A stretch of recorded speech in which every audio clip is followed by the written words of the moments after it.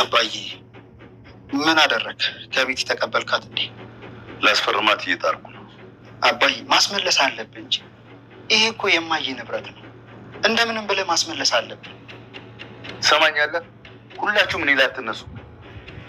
የሚያስመሰግን ስራ እንደሰራ አትሁን እንጂ አባዬ። ሰማኛለህ? ይህን ነገር ለመመለስ እየጣርኩ ነው። አባትህ ነኝ። እኔ ላይ ጣትን አትቀስር። አባትን እውነቱን ልንገርህ፣ በአንተ አባትነት በጣም አፍራለሽ። ልትነካኛት እናቴን ያደረካትን ነገር ካወቅኩኝ በኋላ ዝም ሳልል እዚህ ድረስ የደረስኩት እኮ የእሷ በህይወት መኖር አጽናንቶኝ ነው። አንተ ግን ህይወታችንን ገሃነም ለማድረግ ስትታገል ውለህ ታድራለህ። አንተ ልጅ አፍህን ዝጋ። እስከ ዛሬ ዝም ያልኩት ይበቃል። ትሰማኛለህ? እያንዳንዱን ንብረት ቁጥረህ ትመልሳለህ። ይሄ ደግሞ የመጨረሻ እንደሆነ አወቅሽ። ንብረት የሚባል ነገር የለም። ንብረት ገሃነም ነው ማድረግበት። ህይወትህን ራሱ ገሃነም ነው ማደርገው።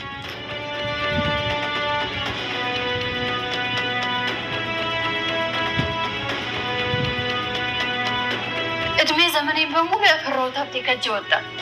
የምናስተካክልበት መንገድ አነጣ ማለት ነው። ምን መንገድ ይኖረዋል? ሙሉ ንብረቴን እኮ ጠቅልላ ይዘዋለች። እንዴት ይመለሳል? እንዴት? ልክ ነሽ፣ ግን የሆነ መንገድ አይጠፋም። በጣም ግራ ገብቶኛል። ሁሉም ነገሩ ስብስብ ብሎብኛል። ባዶዬን አስቀሩኝ። ባዶ ሆንኩኝ እኮ። ተይ እንደዛ አትበይ። ባዶ አልቀረሽ። ሁሉንም ህግ ፊት ማስረዳት ትችያለሽ። ያለኝን ንብረት በሙሉ በዛች በዘራፊ ስም ካደረገ ህግ እንኳን ቢፈቅድልኝ ምኑን ይሰጠኛል? ከየት አምጥቶ ይሰጠኛል? አሁን እኮ እጁ ላይ ምንም ነገር የለም። ቆይ እንዴት ሰው በዚህ ልክ ጨካኝ ይሆናል? አለቃትም፣ እሱንም እሷንም አለቃቸው። የለፋሁበትን ንብረቴንማ ማንም ሲበለው ቆሜ ላይ አሁን ላይ አቶ ገዛኝ እንግዲህ የቸገረው እርጉዝ ያገባል እንደሚባለው ማለት ነው። አቶ ገዛኝ እንግዲህ ያው ትሁትን እየተለማመጡ ይገኛሉ ማለት ነው። ምክንያቱም አሁን ላይ ቤቲ እንደሸወደችውና እየተጫወተችበት መሆኑን በስተመጨረሻም ደርሶበታል ማለት ነው። ናቲ የእናቴን ገንዘብ የግድ ሁሉን ነገር መስጠት መቻል አለብህ። እኔ ሁሉን ነገር እያወኩ ዝም ያልኩ እናቴ በህይወት ስላለችልኝ እጅጉን በጣም ደስ ብሎኝ ነው። ስለዚህ እያንዳንዱ የእናቴን የሆነ ንብረት እንድሰጣት እፈልጋለሁ። የእሷ የሆነ ነገር እንዴት አሳልፈ ለባዳ ትሰጣለህ?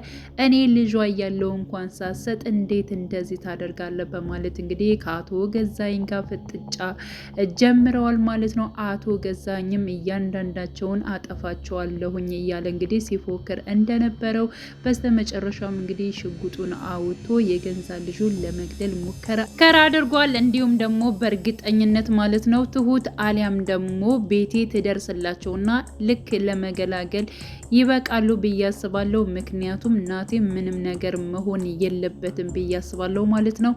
እንዲሁ እንግዲህ ሲያስጨንቃት የነበረው አለምዬ ማለት ነው በአሁኑ ሰዓት ላይ እንዴት እንደዚህ ያደርጋል አቶ ገዛኝ ማለት ነው ንብረቱን በሙሉ በቤቲ ስም ማድረጉን ወይንም ደግሞ ለቤቲ መስጠቱን እያንዳንዱን ነገር አለምዬ ሰምታለች። በዚህ ጉዳይ አለምዬ እጅጉን በጣም እየተበሳጨች ትገኛለች ማለት ነው። ሲቀጥል አቶ ገዛኝ ቤቲን አናግሯት ነበረ ማለት ነው። ምክንያቱም እያንዳንዱ ንብረቱን እንድትመልሽልኝ እፈልጋለሁ። ምክንያቱም እሷም ንብረቷን ትፈልጋለች፣ ከሳኛለች። ካለዚያ ደግሞ እስር ቤት ነው የምወረወረው። እኔ ደግሞ እስር ቤት መግባት አልፈልግም፣ ክብሬን እፈልገዋለሁ። ከገንዘብም ከምንም ሳልሆን ባዶዬን መቅረት አልፈልግም። ስለዚህ እባክሽን ብሩን ስጭኝ በማለት እንግዲህ ቤቲን ጠይቋት ነበረ።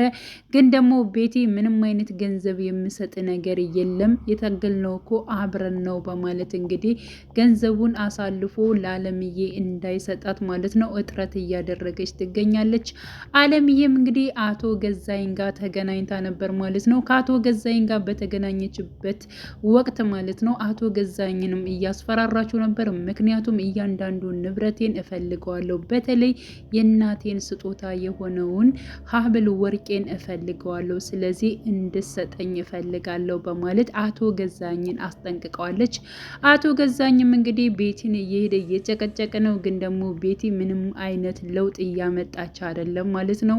እንዲሁም ደግሞ አቶ ገዛኝን ናቲን ማለት ነው ሳይጣሉ በፊት አናግሮት ነበረ። ምክንያቱም እናትህ ከሳኛለች፣ ስለዚህ ንብረቱን በሙሉ በቤቲ ስም ነው ያደረግኩት፣ ስለዚህ ምንም ያክል አሁን ብትከሰኝና እንዲሁም ደግሞ ብያዝ ምንም አይነት ገንዘብ የምሰጣት ነገር የለም፣ እባክህን ትንሽ ጊዜ እንድታገሰኝ ለአለምዬ ለእናተ እንድትነግረኝልኝ እፈልጋለሁ። ምክንያቱም አሁን ላይ ቤቲ ንብረቱን መልሳ ለእኔ እየሰጠችኝ አይደለም፣ ስለዚህ ቀስ ብዬ ንብረቱን ወደ እኔ የምታደርግበት የማስፈርምበት ጊዜ እስከምሰጠኝ ድረስ እባክህን አንተ ልጇ ስለሆንክ አንድ ልጇ ስለሆንክ በእርግጠኝነት አለምዬ ደግሞ ያንተን ምክር ትሰማለሽ በማለት እንግዲህ አቶ ገዛኝ ማለት ነው ለናቲ ነግሮታል።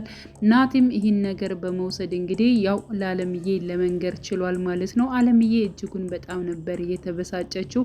ምክንያቱም እኔ እንደዛ የሰራሁት ለዚህ አይደለም፣ እንዴት እንደዚህ ያደርገኛል? እንዴት ባዶ ያደርገኛል? 2 ዓመት ከ6 ወር ባንድ ክላስ ውስጥ ዘግተው ሲያሰቃዩ ነበር። ይህ ሁሉ ደግሞ አልበቃ ብሏቸው ጭራሽ ንብረቴን ቤቴን ሙሉ ንብረቴን በሙሉ እንዴት በሷ ስም ያደርጋል? እንዴት እንደዚህ ያደርገኛል? በማለት እንግዲህ እጅግ በጣም እየተበሳጨች እየተናደደች ትገኛለች ማለት ነው። ያው አባባም ተረጋጊ፣ ነገሮቹ ሊስተካከሉ ይችላል በማለት እንግዲህ አባባም ለማረጋጋት እየሞከረ ይገኛል። ናቲም እንደዚሁ ነው። እናቴ ተረጋጊ፣ ነገሮቹ ቀስ ብለው የሚስተካከሉ ጉዳይ ይሆናል፣ በቃ ተረጋጊ እያለ እሷም ያው አሁንም ምንም ነገር አልተወውም በፖሊስ ዘዋለው እንጂ ጭራሽ ንብረቴን እንደዚህ አድርጎማ ዝም ብዬ አላየውም በማለት እንግዲህ እየተናገረች ትገኛለች። እንዲሁም ደግሞ ትሁት ማለት ነው በናቲ ጉዳይ እያወሩ ይገኛሉ። የምታወረው በምኑ ጉዳይ ነው? ያው እንግዲህ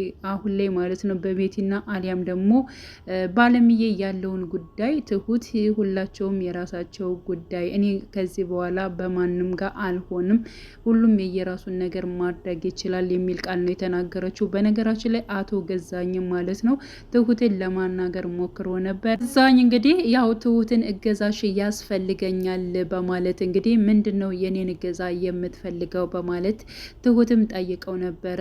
ያው ከቤቲ ጋር በጣም እንደምትግባቢ እንዲሁም ደግሞ ጓደኛዋ በጣም እንደሆንሽ አውቃለሁኝ፣ ስለዚህ የሆነ ነገር እንድታደርግልኝ እፈልጋለሁ፣ ከዚህ ቤት ወጥተሽም የራስሽ የሆነ ስራ የምትከፍችበትን ነገር ንብረት እሰጥሻለሁ፣ ስለዚህ አንድ ነገር አግዢኝ በማለት እንዲሁም ከቤቲ ጋር ያንስተሽ ለኔ የምትሰጪው ነገር አለ፣ የምታስተካክልኝ ነገር አለ፣ ስለዚህ ቃል ግቢልኝ እንደምትሰሪልኝ በማለት እንግዲህ ትሁትን ነበር የጠየቃት። ትሁት ደግሞ እንደዚህ አይነት ነገሮችን ስህተት የሆኑ ነገሮችን እንደማሰራ ሁላችንም የምናውቀው ጉዳይ ነው። ምክንያቱም እንግዲህ ከስር ከመሰረቱ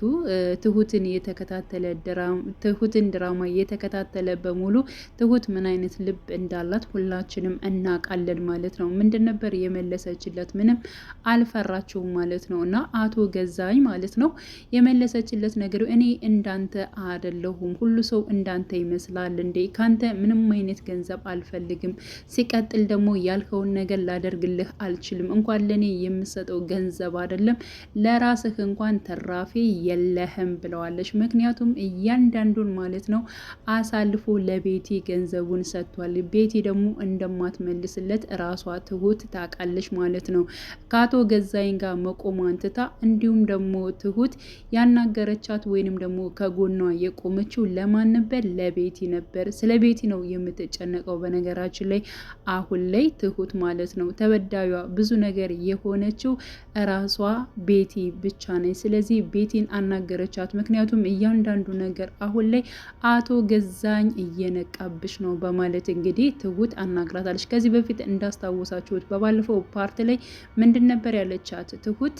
አቶ ገዛኝ ማለት ነው እንዳይነቃብሽ ወይንም ደግሞ እሱ የሆነ ነገር አውቆ ካንቺ ላይ ችግር እንዳያደርስብሽ መጠንቀቅ መቻል አለብሽ። ቤቲ የምትሰሪያቸውን ነገሮች በሙሉ በጥንቃቄ መስራት አለብሽ። ስለዚህ አቶ ገዛኝ ይህን ነገር አወቀና አንቺ በሱ ላይ የተጫወትሽበት እንደሆነ ካወቀ አንቺን ይገልሻል። በጣም ብዙዎችን እንደገደለና ነገሮችን በጣም ለሰዎች እንደማይመለስ የታወቀ ጉዳይ ነው። ስለዚህ ራሽን ጠብቂ በማለት ነግራት ነበር። አሁንም ይህን ነገር ነው የተናገረቻት። አቶ ገዛኝ ሁሉን ነገር እያወቀ ነው፣ ነቅቷል። ስለዚህ እንደምንም አድርገሽ ራሽን ማምለጥ አለብሽ፣ ራስሽን መጠበቅ አለብሽ ማለት እንግዲህ ቤቲ እንድትጠነቀቅና እንዲሁም ደግሞ ከአቶ ገዛኝ እንድትርቅ ያው ትሁት እያደረገች ትገኛለች። አሳልፋ ለአቶ ገዛኝ መስጠት አይደለም ከአቶ ገዛኝ እንድትጠነቀቅ ራሷን እንድታርቅ እንግዲህ ነገሮቹን ዝግጁ እንድትሆን እንዲሁም ማለት ነው ለቤቲ እየመከረቻት ትገኛለች ማለት ነው። ቤቲ ምንድን ነበር ያለቻት ትሁትን? አንቺ እጅግ በጣም መልካም ልብ ነው ያለሽ፣ ከሁሉም በተለየ አንቺ እጅጉን ተረድተሽኛል፣ ግን ደግሞ አመሰግናለሁ፣ ምንም ነገር አያመጣም። አሁን ላይ ድሮ የምታውቂው ገዚ አይደለም፣ ምክንያቱም በጣም ግዙፍ ብቻ ነው እንጂ ሌሎች የሚተገብራቸው ነገሮች በሙሉ ባዶ ይሆናሉ። ምክንያቱም እያንዳንዱ ንብረቱን በሙሉ በእጅ ላይ ነው ያለው። ስለዚህ ማንንም በምንም አድርጎ የሆነ ነገር ሊፈጠር አይችልም በማለት እንግዲህ አቶ ገዛኝን ምንም ነገር እንዳልፈራቸው ነው ስትናገር የነበረችው ማለት ነው። ስለዚህ ቤቲም ደግሞ ሀሳቤ በሙሉ ተሳክቶልኛል፣ አንድ ነገር ብቻ ይቀረኛል፣ እሱም እህቴ ትመጣለች፣ አሳክማታለሁ፣ በሁለት እግሮቿ ስትራመድ ማየት እጅጉን በጣም ደስ ይለኛል በማለት እንግዲህ ለራሷ ማለት ነው እየተናገረች ትገኛለች። እቅዷ ምንም ነገር ማለት ነው አቶ ገዛኝ ከሀገር እንውጣ ሲላት ራሱ እኔ አልወጣም ነው ያለችው። ምክንያቱም እኔ እዚህ ጋር እህቷ አለች፣ እናቷ አለች። ስለዚህ የእነሱን ህይወት ነው እሷ እየኖረች ያለችው ማለት ነው። ስለዚህ እሷ ወጣች ማለት ደግሞ ነገሮቹ እጅግ በጣም ስለሚበላሹ እኔ ከሀገር አልወጣም፣ ምን ነው ፈራህ እንዴ እያለችው ነበር አቶ ገዛኝን ማለት ነው። ስለዚህ መታሰር ያለበት አቶ ገዛኝ ነው።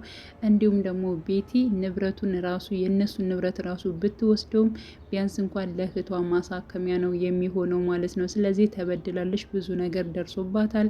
በእርግጥ አለምዬም ተበድላለች በነገራችን ላይ ማለት ነው። እንግዲህ 2 ዓመት ከ6 ወር በአንድ ክላስ በራሷ ቤት ላይ ማለት ነው እነሱ እንደፈለጉ እየሆኑ እሷ በጣም ተበድላ ነበር ማለት ነው። ግን ደግሞ ይህን ነገር አድርጋብኛለች ብላለች ማለት ነው ቤቲ እንግዲህ ወንጀለኛ ወንድሟን አስፈትታለች ነው ያለችው። ግን ደግሞ ለአለምዬ ጥቃት መድረስ ወይንም ደግሞ አለምዬ እንደዚህ በር ውስጥ ተዘግቶባት ማለት ነው 2 ዓመት ከ6 ወር እንድትቀመጥ ያደረጋት ራሱ ገዜ እንጂ እንዲሁም ደግሞ ቤቲ አይደለችም ማለት ነው። አቶ ገዛኝ እንግዲህ የሚወዳትን ወይንም ደግሞ ያገባት ምየን እንግዲህ ለ2 ዓመት ከ6 ወር ከአንድ ክላስ ውስጥ አድርጎ ዘግቶባት ማለት ነው አግቷት የኖረ ከኔ በላይ እንዴት ትሰራለች፣ ከኔ በላይ እንዴት ጠንካራ ትሆናለች፣ የወንድነት የበላይነት እሷ ይዛብኛለች የሚል ነገር ነው በነገራችን ላይ ማለት ነው። በሀቅ ነው የምሰራው፣ በትክክል ስራ ነው የምሰራው። እሷ አንድ ድርጅት ሲከፍት እሷ ደግሞ 3-4 ድርጅት ተከፍት ነበር ማለት ነው። እና እንዴት ብታደርግ ነው እንደዚህ ያደረገችው እያለ እንግዲህ አቶ ገዛኝ እጅግ በጣም ሲበሳጭ ነበር። የሚሰራው ስራ እሱ ደግሞ በጣም የተበላሹ ሰው የሚጎዱ ነገሮችን ነው እንግዲህ ሲሰራ የነበረው ማለት ነው። ስለዚህ ከዚያ ስራ ወተ ትክክለኛውን ስራ መስራት አለብህ፣ ከእንደዚህ አይነት ስራ እኔ አልተባበርህም አልፈልግም ብለዋለች ማለት ነው ከዚህ በፊት አለምዬ ማለት ነው። እና ይሄ ሁሉ ጥንካሬዋን እኔ ገለዋለሁ፣ እኔ የበላይነት ማግኘት አለብኝ በሚል ነው እንግዲህ አለምዬ ሞታለች በማለት እንግዲህ ከአንድ ክላስ አስገብቶ አስሮ አኑሮ ብዙ ነገሮችን ሲያደርግ የነበረው ማለት ነው። እና ዋናው የጥፋቱ ወይንም ደግሞ ወንጀለኛ የሆነው ማን ነው? ራሱ አቶ ገዛሀኝ ነው ማለት ነው። እና ያው በዚው ማለት ነው ቤቲ ነገሮቹን ለመበቀል ወይንም ደግሞ እሷ የሆነችውን ያጣችዋል ልጅነቷን ማለት ነው። እህቷ ደግሞ እንደዚሁ ከቤት በመዋሏ መንቀሳቀስ ባለመቻሏ ያለምዬ ወንድም በመሆኑ ምክንያት በዛ እየተበቀለቻት አብራ አቶ ገዛኝን በመምሰል እንግዲህ ተመሳስላ ቆይታለች። እንዲሁም ደግሞ ከአቶ ገዛኝ ጋር ሳትፈልገው ማለት ነው አባቷ ከሚያክል ሰው ጋር አብራ የሆነች ማለት ነው እንደ ሚስት እያገለገለችው የኖረችው ደግሞ ገንዘብ ለማግኘትና እንዲሁም ደግሞ ታማሚ እህቷን ለማሳከም ብላ ነው ብዙ መስዋዕትነትን ስከፍል የነበረችው ማለት ነው። ስለዚህ ይህ ህልሟ ደግሞ የቤቲ መሳካት መቻል አለበት ብዬ አስባለሁ ማለት ነው። እና ቤቲ በጣም ጠንካራና ጀግና ነች።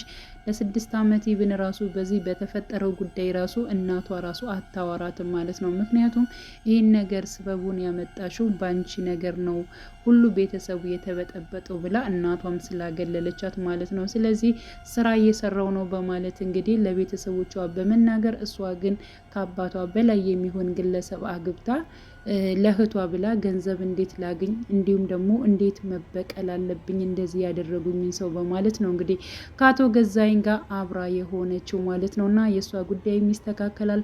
አለምዬም እንግዲህ ወንጀለኛ ወንድሟን አሳልፋ ትሰጣለች ብዬ ተስፋ አደርጋለሁ። አቶ ገዛኸኝና እንዲሁም ደግሞ ናቲ በምን ጉዳይ ሊለያዩ ይችላሉ፣ ማን ሊገለግላቸው ይችላል የሚለውን እናንተም ሀሳብ አስተያየታችሁን በኮሜንት ጻፉ ለማለት ወዳለሁ። ሌላው እንግዲህ በእርግጠኝነት ቤቲ አሊያም ደግሞ ትሁት ይደርሳሉ። አቶ ገዛኸኝና እንዲሁም ደግሞ ናቲ ምንም ነገር አይደርስባቸውም ብዬ ነው የማስበው። መልካም ጊዜ ተመኘውላችሁ። ቀጣዩን ፓርት ሁላችንም በጉጉት የምንጠብቀው ይሆናል።